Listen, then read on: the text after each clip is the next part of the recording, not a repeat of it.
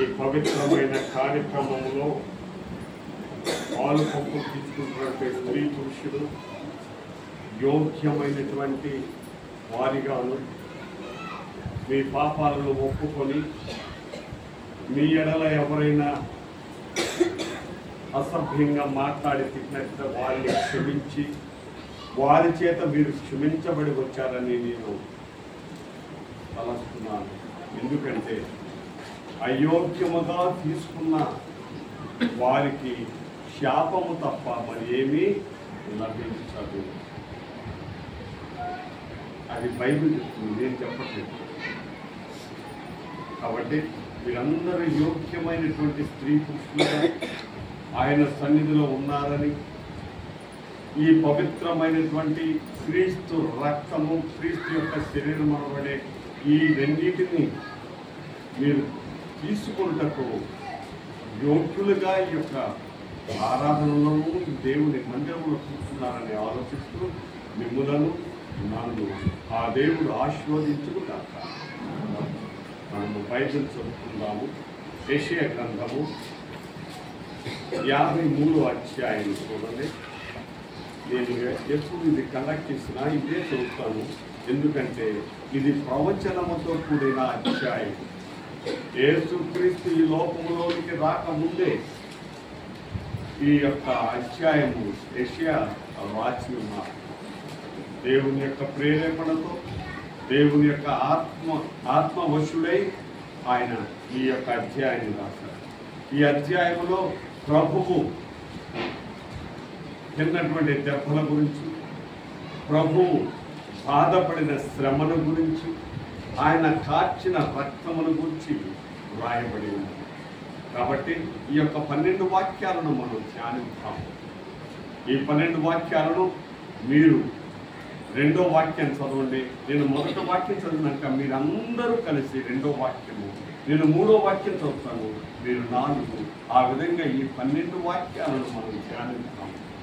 చదివేటప్పుడు నమ్రతగా ఆ యొక్క వాక్యము పవిత్రమైందని ఆలోచనతో ఏకకంఠము వలె మీరందరూ కలిసి చదవాలని నేను మీ అందరికీ మనం చేస్తున్నాను. మేము తెలియజేసిన సమాచారము ఎవడు నమ్మెను? యెహోవా బాహు ఎవరికి బయలుపరచబడెను? లేత మొక్క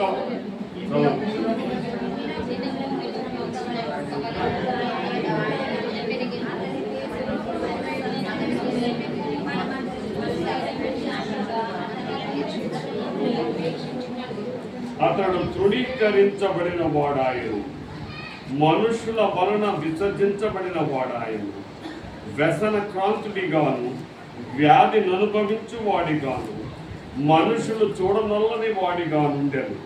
అతడు తృణీకరింపబడిన వాడు కనుక మనము అతనిని ఎన్నిక చేయకపోతుంది.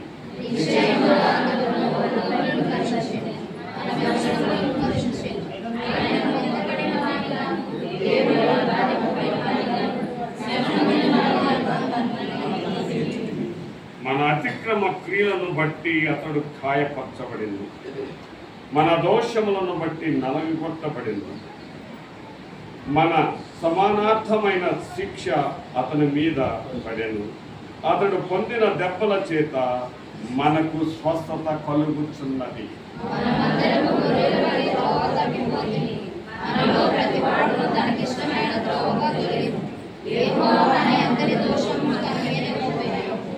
అతడు దౌర్జన్యము నుండెను, బాధింపబడినను అతడు నోరు తెరవలేదు.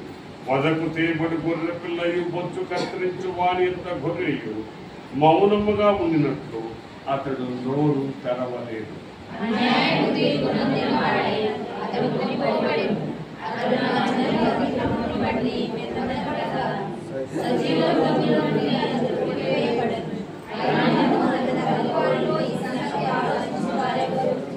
అతడు మరణమైనప్పుడు భక్తిహీనులతో అతనికి సమాధి నియమింపబడింది. ధనవంతుని యొద్ద అతడు ఉంచబడింది. నిశ్చయముగా అతడు అన్యాయమేమీ చేయలేదు. అతని నోట ఏ కపటమును లేదు.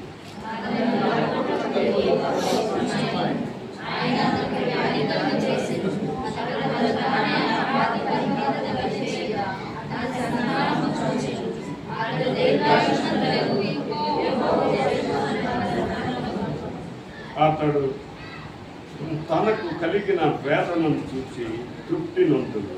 నీతిమంతుడైన నా సేవకుడు జనుల దోషమును భరించి తనకున్న అనుభవ జ్ఞానము చేత అనేకులను నిర్దోషులుగా చేయును.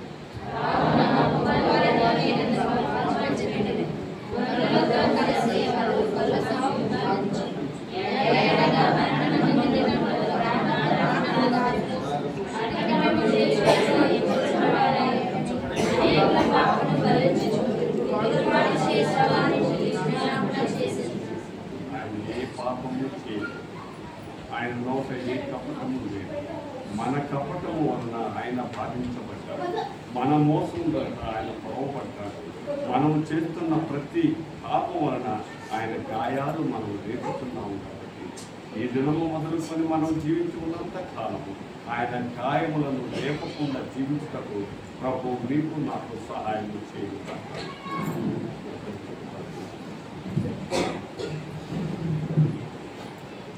పరిశుద్ధుడైన దేవా, పరమ నివాసి, నీ నామమును ఘనపరచుటకును నీవు మా కనుకంచిన కొత్త నిబంధనలు స్థిరపరచుటకును చేరుకున్న నీ బిడలమైన మాపై నీ ఆత్మను కుమ్మరించి మా హృదయములను నీ యొక్క ఆత్మతో నింపి మా పాపములను క్షమించి మమ్మలను శుద్ధీకరించి నీ రక్తముతోనూ మమ్మలను కడిగి ఉతక స్నానము చేసి నీ నీతి వస్త్రమును మా అందరికీ ధరింపచేయమని ప్రభు నామమున వేడుకొనుచున్నాము తండ్రి.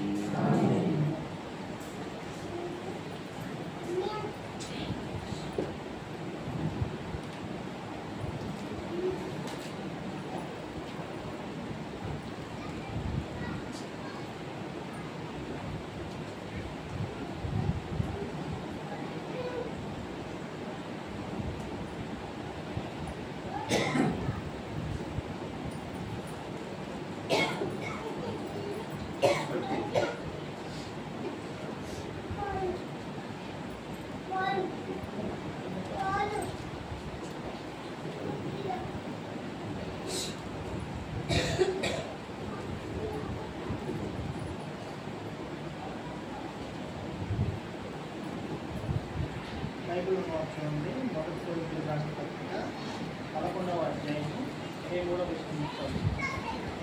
నేను నీకు అప్పగించిన దాన్ని ప్రభు వలన పొందుతుంది. ప్రభు అయిన యేసు తాను అప్పగింపబడిన రాత్రి ఒక రొట్టెను ఎత్తుకొని కృతజ్ఞతాస్తుతులు చెల్లించి దాన్ని విరిచి, ఇది నీ కొరకైన నా శరీరము, నన్ను జ్ఞాపకం చేసుకున్నట్లకై ఇది చేయడని చెప్పాను.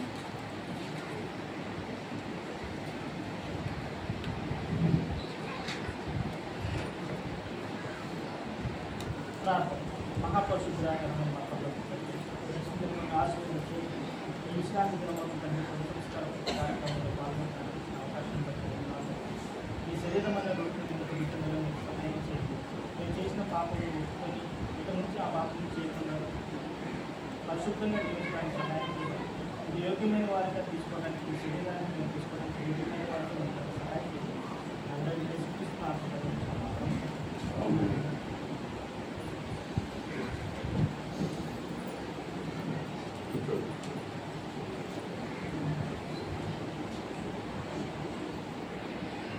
యేసుక్రీస్తు మరణించక ముందు స్థిరపరిచిన పరిశుద్ధ కార్యం. ఈ కార్యములో పాలు పంచుకుంటున్నటువంటి మనందరం యేసుక్రీస్తు వలె పరిశుద్ధులుగా ఉండాలని ఆయన ఈ క్రొత్త నిబంధనలు మనకు అనుగ్రహించి పెట్టారు. కాబట్టి కూర్చున్న ప్రతి ఒక్కరము మనము ఆ యొక్క దేవుని సన్నిధిలో నీతిమంతులుగా ఉండుటకు ఆయన యొక్క శరీరం అనే ఈ రొట్టెను తీసుకుంటున్నటువంటి ప్రతి ఒక్కరము మనము పరిశుద్ధులుగా ఉండుటకును, పాపమును విసర్జించు వారిగా ఉండుటకును ఆ ప్రభు ఆయన తిరిగి వచ్చు పర్యంతము మనలను జీవించేయమన్నారు. అందుకనే మన యొక్క డినామినేషన్ వారు 3 నెలలకు ఒక్కసారి ఈ కార్యాన్ని జరిపిస్తూ ఉంటారు. అంటే చాలామంది ఈ ఆదివారం చేస్తున్నటువంటి వారు, మీరు 3 నెలలు చిన్న పాపాలను కడిగేసుకుంటారా ఒక్కసారి? మేము ప్రతిరోజు తీసుకుంటాము, ప్రతి ఆదివారం తీసుకుంటామని అంటూ ఉంటారు. పరిశుద్ధులుగా ఉన్నటువంటి వారికి అక్కర్లేదు. ఎప్పుడైనా దేవుని దగ్గరికి వెళ్ళాలి, ఎప్పుడైనా ఆయన పాప క్షమాపణ మనం అడగవచ్చు. కాబట్టి ప్రియమైనటువంటి దేవుని విశ్వాసులారా, మీరు చేస్తున్న ప్రతి కార్యాన్ని దేవునికి ఇష్టమైనదిగా మనం నిర్ణయించుకొని ఆ దేవునికి చిత్తానుసారంగా మనందరం జీవించటకు దేవుడు మీకు నాకు సహాయం చేయుగా. అపరాధిని యేసయ్య కృప చూపి ప్రోమయ్యింది కాబట్టి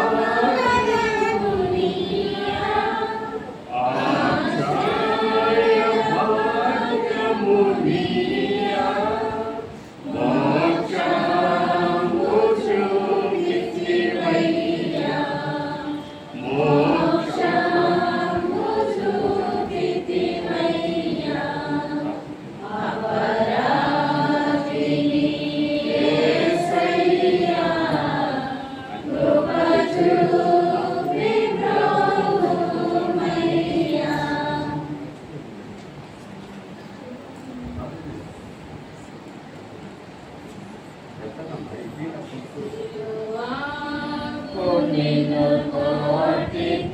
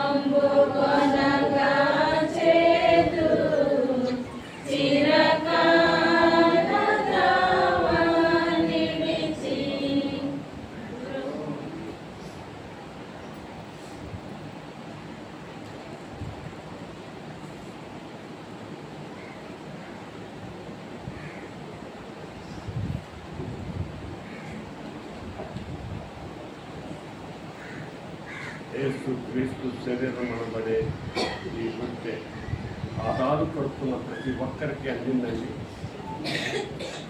ఎందుకంటే చిన్న ప్రార్థన చేసుకుని దీనికి చెప్తాను. నీవు మాకు అప్పగించినటువంటి ఈ యొక్క నూతన నిబంధనలో మేము స్థిరపరచబడుతుండగా స్థిరముగా సత్యమును నిలబడుటకును నీ యొక్క ఆత్మతో మమ్మల్ని అభిషేకించమని ప్రభు నామమున వేడుకొంచున్నాము తండ్రి. దయచేసి తీసుకోండి.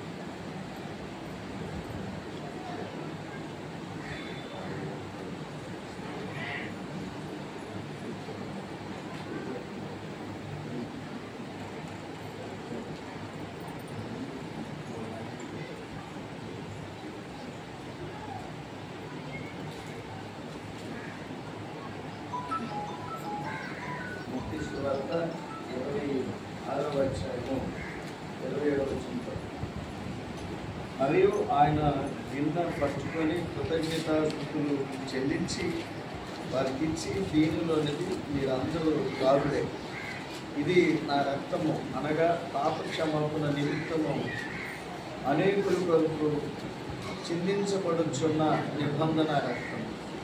దేవుడి వాక్యం గురించి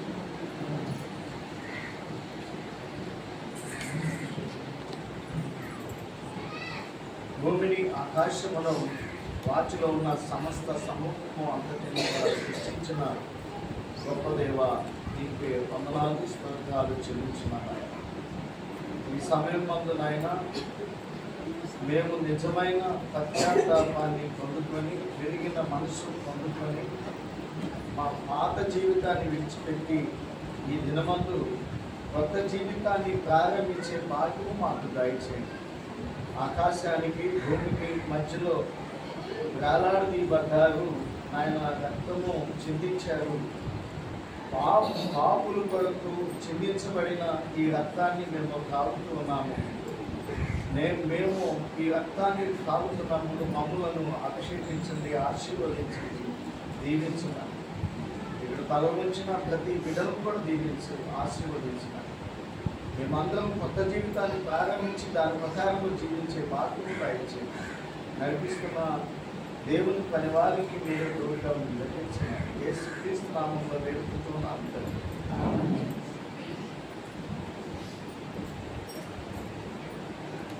ఈ గ్లాసులు తప్పుగా ఉన్నాయి, ఒక 10 మందికి తక్కువ వస్తాయి కాబట్టి మీరు ముందు తాగిన తర్వాత తీసుకొచ్చిన తర్వాత మళ్ళా రానిటువంటి వాటిని నేను పంపిస్తాను.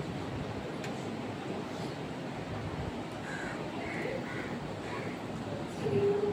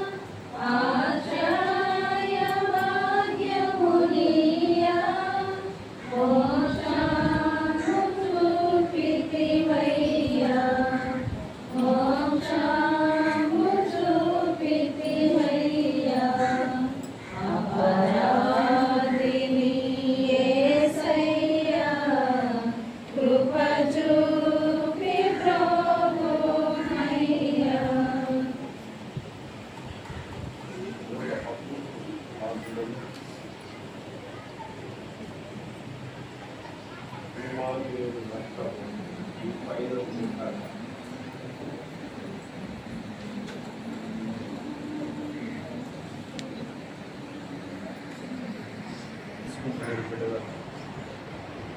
వారిలో ఉన్న పాపంలో కడిగి వేసి నీతిమంతులుగా తీర్చిదిద్ది నీ పరలోక రాజవాసులుగా చేయమని ప్రభు నామమున వేడుకొంచున్నాము తండ్రి. రాడు.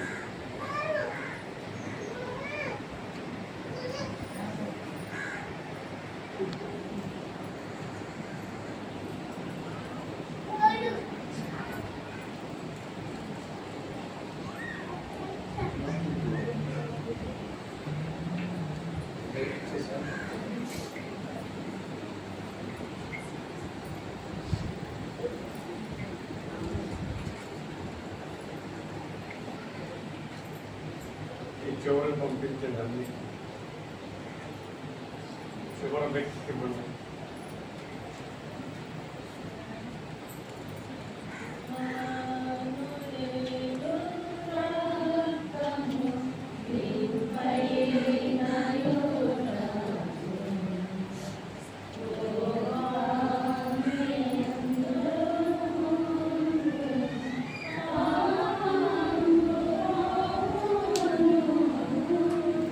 Yes.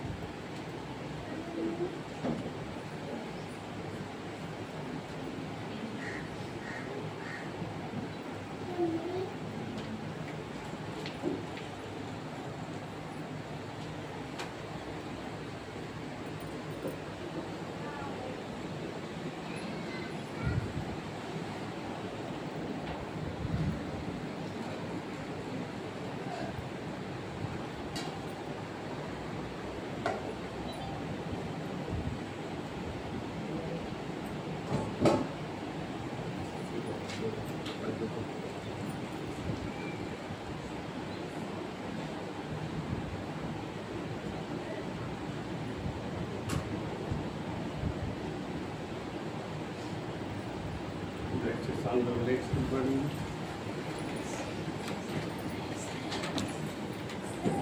మనందరం రౌండ్ ప్రాంతానికి సరిపోలేము ఎక్కడ వారు ఈ బల్లాలు ఉన్నవారు మీరు మాత్రమే పట్టుకుంది ఈ రౌండ్ రావాలంటే ఈ బలం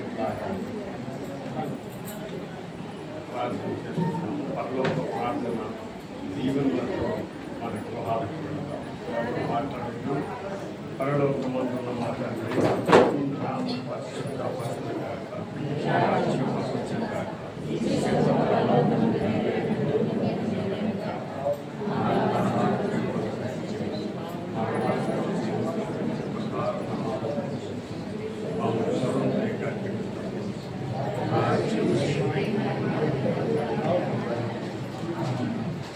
మన సృష్టికర్తైన దేవుని ప్రేమయు మన రక్షకుడైన యేసు క్రీస్తు కృపయు మన ఆదరణకర్త అయిన పరిశుద్ధాత్మ దేవుని కన్నుండే సావాసము ఆ ప్రభు అయిన యేసు క్రీస్తు వచ్చు పర్యంతము మనందరికీ తోడైండును గాక.